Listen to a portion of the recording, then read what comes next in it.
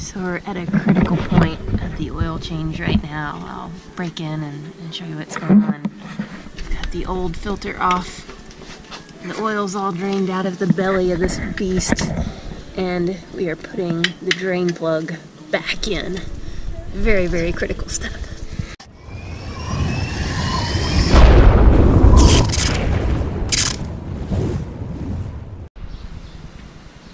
One of the questions I get asked all the time by people that don't do this sort of traveling is, how in the heck do you take everything you need for a month at a time on a motorcycle?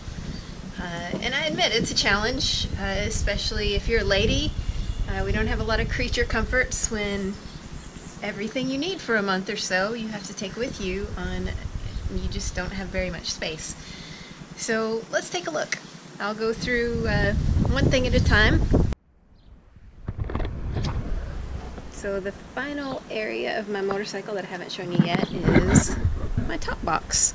This is a great spot to keep things that you want to keep convenient and get to quickly. I usually have a lot of food and snacks and things in here, but today, let's see what I've got. Okay, so a couple of extra plastic bags are always handy. You usually have wet stuff that you need to keep somewhere, or trash you need to throw away. Climb, also my cold weather gloves. These are actually men's gloves. I picked them up in West Yellowstone from some friends of mine who rescued me when I was like completely ill-prepared for cold weather on my last trip. I've got a silly towel that I picked up over here. Jeremy thought it was really funny, but it's got a hood and it looks like a cowboy. I'll see if I can pull up a picture of that because it's kind of funny when I was wearing it. I've got extra rock straps that we had on the other rental bike. I've got my rock collection. It might have a little bit of gold in it from Slab Hut Creek. I'll have to look back through that. And this is my vest. I don't wear it all the time, but when it's bad weather or cloudy or raining or just... The guys in my club convinced me to get one. It's high-vis, it's reflective, it's not super attractive, but at least it's pink. And you put it on and other vehicles can really see you. I mean, it lights you up when you're on the road, and that could be the difference that keeps you safe. So I do wear it if it's night and I'm still riding, or if it's poor weather. A couple other little things that I bring with me, and this is a ultra luxury, but it's a camping speaker. It's waterproof. It's got this nice little bungee thing on there so you can hang it on a tree or on your bike. But this has really good sound for such a small speaker. I've been very pleased with it. A company called UE makes it.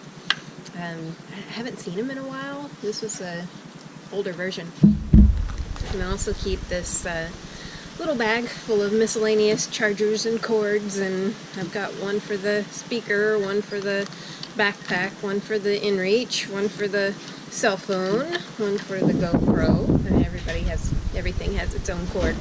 So they all go in here, and that goes in the tank bag.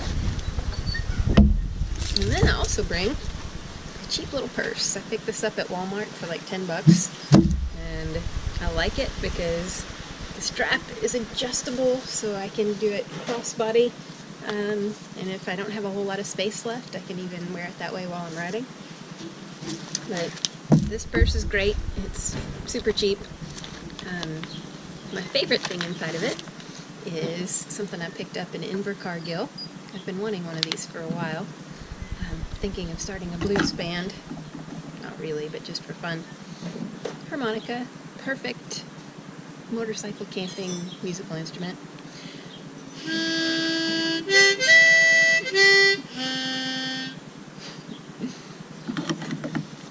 Let's see, what else do I have in here? I actually bring two toothbrushes with me. Comes in handy to have one readily accessible if you're not actually stopping for a while. Let's see. Got a little bit of cash in there. some business cards from friends that I've met along the way, and some of my business cards to give away if I meet somebody I want to stay in touch with. Teeny tiny little toothpaste from the airplane. That's handy. I've got a little wallet that's just big enough to hold my passport and a couple of credit cards and a camping slip. And it's got a teeny tiny little pin in there. It's handy to have a pin if you have to fill out the camping registrations and things. But yeah, passport's important. I've got health insurance information, a little bit of cash in here. A company called Zero Grid makes this, and it's worked really well for me. And another thing that's good about it is it's RFID blocking. I'm not sure what RFID stands for, but I really don't want to have my identity stolen and have to deal with, you know, somebody hacking my bank account while I'm in another country. So it's the little things like that that you do to prevent problems that can be really important. So maybe overkill, but I like it. My favorite thing is my sweet pocket knife. I use this all the time. I think I might have scared Heath a little bit the other day. I was cooking dinner and I was using the knives in his kitchen, and they were so dull that they wouldn't actually cut through a cherry tomato. So I kind of set it aside, reached down and whipped out my sweet SOG knife and just kept on chopping the cherry tomatoes. And he kind of looked over. He's thinking, who is this I've let into my home? And of course, nice pocket to keep change. Oops. New Zealand money is really pretty, actually. You've got all kinds of pretty designs. I don't know if you can see that very well. This one has some kind of crane on it, and that looks like a $2 coin. We don't have dollar coins really in America anymore. This one is a $1 coin. It has a kiwi bird, and of course, Queen Elizabeth. So aside from the laptop and a few electronic things that I use to help film, we're basically down to clothes and riding gear. I don't really like to advertise to everybody that I've got a knife on me, so I usually keep it just tucked right here beside my hip, and nobody knows the difference. I'm a little bit girly, so I do take one pair of nice sandals. I have one dress with me in case I go out at night or somewhere where I want to clean up a little bit, but that's really rare. I haven't actually worn the dress yet this trip, but I did wear the shoes, so they can stay on the list of things to keep. These are my Climb riding pants. I haven't had these very long. I just bought them in Atlanta, actually, a couple months ago. They're great in cold weather. You can throw on a heated liner underneath these, and they're fantastic. In the heat, Climb, I love you. You're a great company. You make very high quality products that I'm very happy with. But the ventilation on these is kind of crappy. This might be the older edition. That's probably why I got a good deal on them. But they've just got these little side vents and you don't get good airflow. It's better than nothing, but I think if there's one thing they could improve, it would be the airflow in the ladies' pants, and the pockets they put on these are absolutely ridiculous. They are like super, super short. You can't fit a wallet or anything in there. You could fit a credit card maybe. But it would be really handy to have like a cargo pocket or some place where you could actually carry something. Here on this little strap I keep my Leatherman. The Leatherman is a nice multi-tool. This one does not have a wine opener on it, which is one of my few complaints, but it's got a lot of tools you might need: screwdrivers, knives, good stuff. You'd be surprised how often you need one of these. Flathead, Phillips head, little saw, bottle opener. It even has a file. I don't think I've actually used the file yet, but my toenails aren't that bad.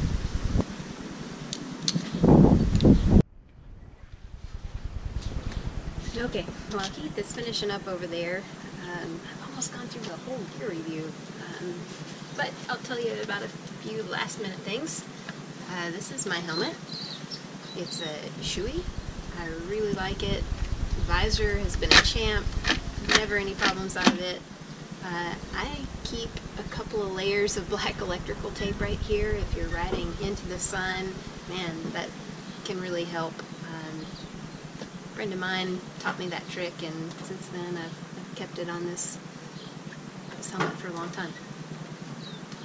I do have a Sena unit. I really like these. You can listen to music, you can talk to other motorcyclists, you can even pair several people together.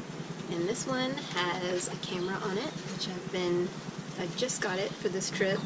I've been using it to capture some of the amazing scenery, but the cool thing about it is it has a feature called a video tagging, and so what you can do is you can hit a button and it will record like the previous 30 seconds or something like that, and then the next minute worth of footage. So if you go past something that was really awesome and you think, man, I wish I had a video of that, just hit the button and it's there for you, which I really like that feature. It also picks up FM radio for what that's worth. That's my helmet.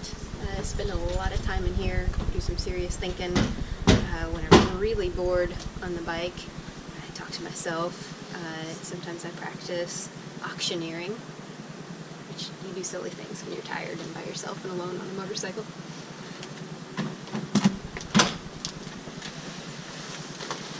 This is my riding jacket. It's actually two pieces. It's by a company called Joe Rocket. You know, they're very reasonably priced. I've had this jacket for several years now. They've got a little bit of ventilation on this outer layer, but you don't really need it, because the beauty of this particular jacket is that the outer layer is not the layer that has the armor in it. They're the only company that seems to have that figured out that I can find. So you can take this outer layer off, and it's water resistant. I wouldn't say that it's totally waterproof, so I do keep an actual rain jacket with me. Also, that one's a Joe Rocket as well, and it's pink. It's got high vis.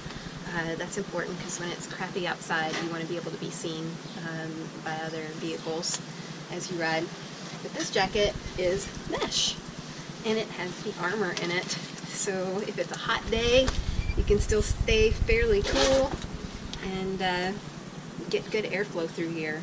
I don't know why other brands haven't done this two-layer design. A lot of the more expensive riding jackets that I've seen out there on the market, all their armor is in the exterior layer, and that's the Gore-Tex waterproof, really hot layer. So I don't really like that design. I'm hoping that some of the other companies will eventually change their ways and use this system, because it's really convenient. And the beauty of this part is when it's hot out, you just roll it up, and they make it really easy to roll up. And I'll show you. I'm just going to do this real fast because we're on camera. But it's got like built-in Velcro.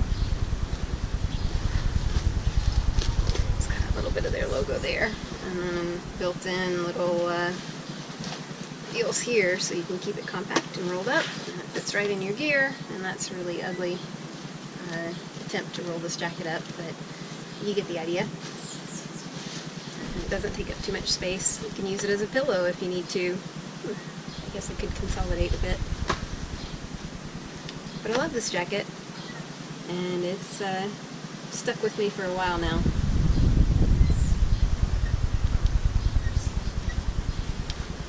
It's got good padding in the shoulders, good padding in the elbows. I've had this one so long, I've had to replace a little bit of the stitching. Luckily I can sew.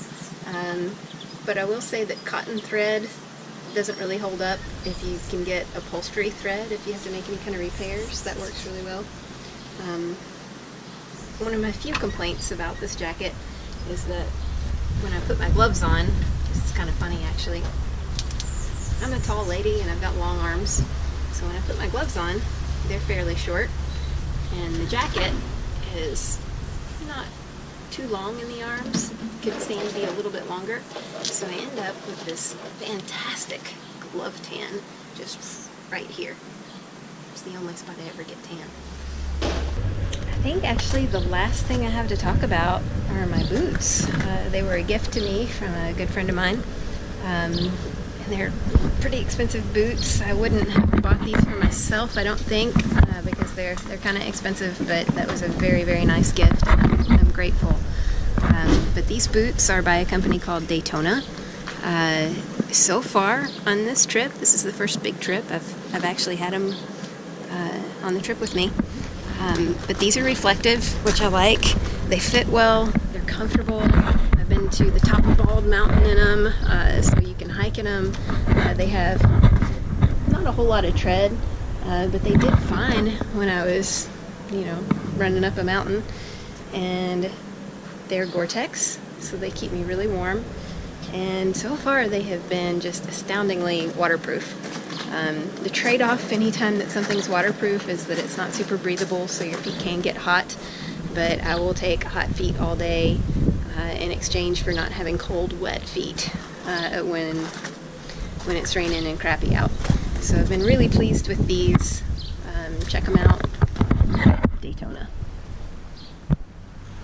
Hopefully, without much further ado, we'll actually be ready to ride somewhere here in a little bit. So I'm going to get the bike loaded up and ready to go.